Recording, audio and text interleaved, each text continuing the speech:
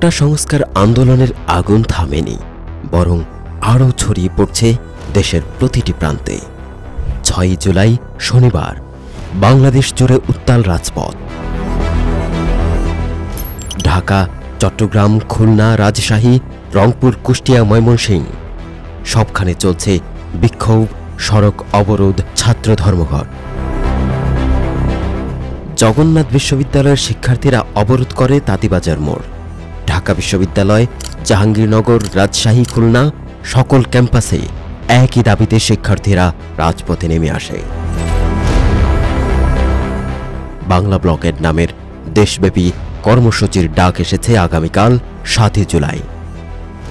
শাহবাগ মোড় অবরোধ করা হয় প্রায় ১ ঘণ্টা যাবৎ। টাঙ্গাইল, কুষ্টিয়া, রংপুরেও চলছে সড়ক অবরোধ। ঢাবির হলে হলে আন্দোলনকারীদের ওপর চলছে ছাত্রলীগের চাপ, কিন্তু ছাত্র সমাজ সাফ জানিয়েছে দাবি আদায় ছাড়া ক্লাসে ফেরা হবে না। আন্দোলনের সঙ্গে যুক্ত হচ্ছে রাজনৈতিক সমর্থনও। বিএনপি মহাসচিব মির্জা ফখরুল ঘোষণা দিয়েছেন, কোটা বিরোধী ছাত্র আন্দোলন ন্যায্য, বিএনপির নৈতিক সমর্থন থাকবেই। বাংলাদেশের রাজপথ এখন সমতার লড়াইয়ের মঞ্চ। আর আগামীকাল ৭ জুলাই বাংলা ব্লকেডের দিন। রাজপথে, মহাসড়কে, শহর বন্দরে থেমে যাবে সবকিছু, কারণ এই আন্দোলন এখন শুধু ছাত্রদের নয়, এটা দেশের প্রতিটি মানুষের স্বপ্নের লড়াই।